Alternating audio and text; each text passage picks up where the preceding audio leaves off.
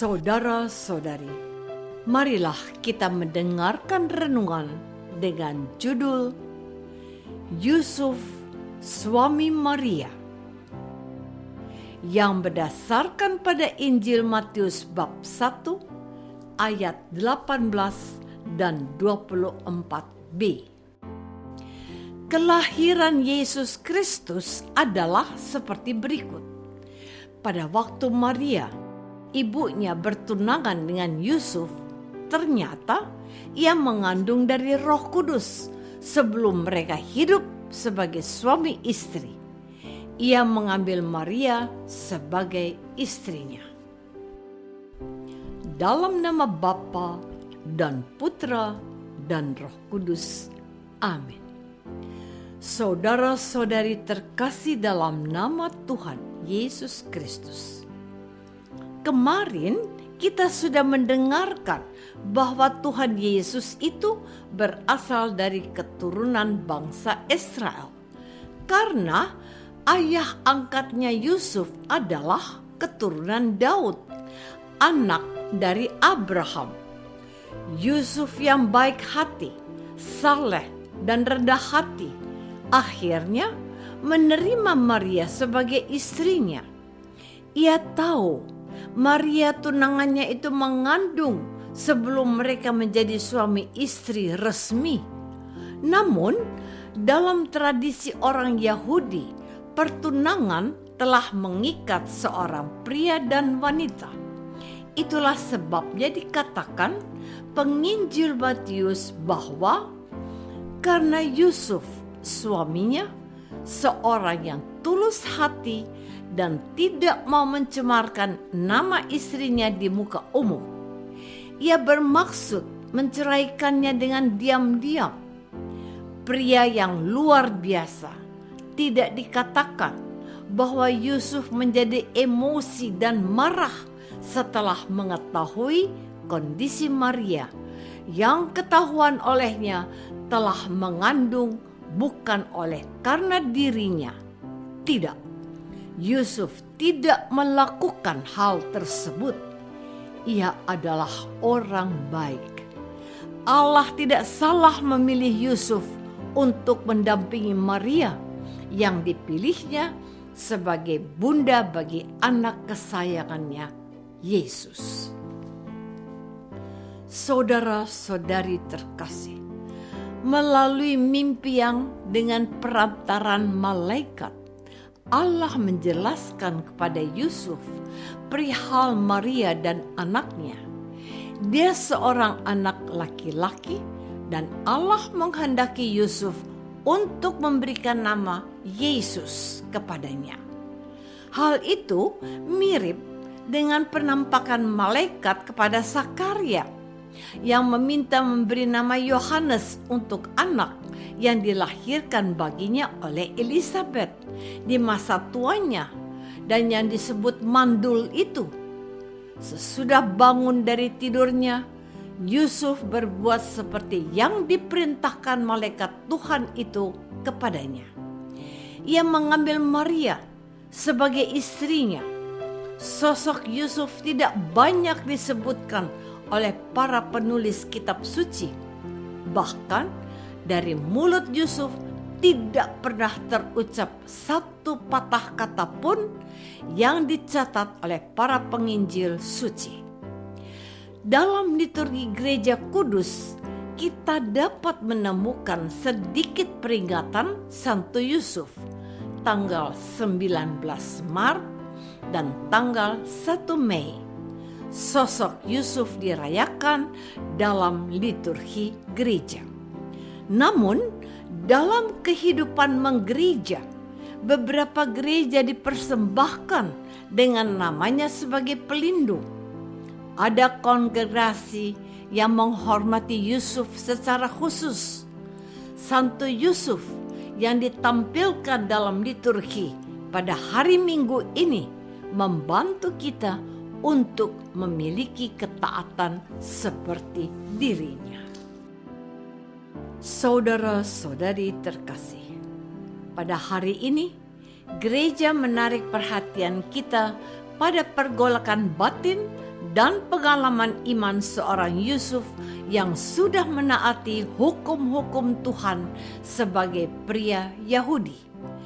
Dia bisa jadi kecewa pada Maria yang diketahuinya telah hamil sebelum menjadi istrinya.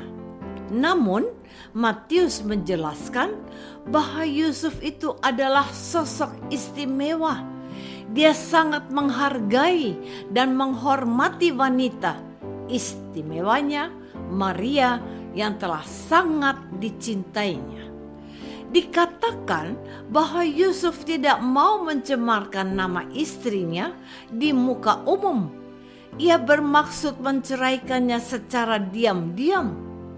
Yusuf tidak menjelaskan kegaulan hatinya. Ia hanya mau berpisah dengan baik-baik tanpa harus mengatakan bahwa anak yang dikandung Maria itu bukan anaknya. Dia bisa terbebas dari beban perasaannya, dan dia juga melepaskan Maria dari hukum rajam yang bisa menimpa Maria karena mempunyai anak tanpa suami. Ia merasa ini adalah jalan terbaik yang bisa dia perbuat untuk membebaskan beban jiwanya dan menyelamatkan nyawa wanita yang sangat ia cintai, Maria dan anak yang dikandungnya. Tindakan Yusuf ini sungguh di luar nalar dan sukar dicerna logika orang normal. Bukankah ia sudah dikhianati Maria? Disinilah kita menemukan sosok pria istimewa yang bernama Yusuf. Tapi ini belum cukup. Dia masih harus berbuat lebih. Tuhan mau Yusuf tetap menjadikan Maria sebagai istrinya dan ibu dari anak yang dikandungnya. Saudara-saudari terkasih, Tuhan yang telah memilih dirinya sebagai bapa angkat bagi Yesus sungguh mengenal watak dan tabiat Yusuf. Pemuda Yusuf, seorang yang tulus hatinya itu, adalah sosok yang dibutuhkan Allah untuk mendampingi Maria dalam membesarkan anak kesayangannya. Yusuf tidak hanya menerima Maria sebagai istrinya. Ia mendampingi Maria ketika ia melahirkan anaknya di Bethlehem. Ia juga menyelamatkan Yesus dari ancaman pembunuhan oleh Herodes dengan melarikannya ke Mesir. Ia juga yang mencari Yesus bersama Maria ketika mereka menemukannya di bait suci sedang bercakap-cakap dengan ahli-ahli kitab. Tetapi sekali lagi tidak ada terucap kata-kata bangga, keluhan, atau apapun dari mulutnya. Yusuf selalu berbuat seperti apa yang diperintahkan malaikat Tuhan kepadanya. Matius bab 1 ayat 24, bab 2 ayat 14 dan 21.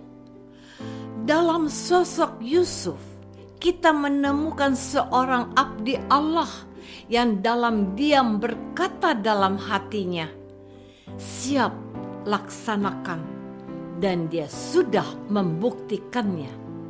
Dia tidak bertanya seperti Maria atau para murid Yesus lainnya. Yusuf percaya bahwa kehendak Tuhan itu adalah yang terbaik dan patut ditaatinya. Kita seringkali bingung, banyak tanya, mengapa kita tidak memiliki ketaatan seperti Yusuf?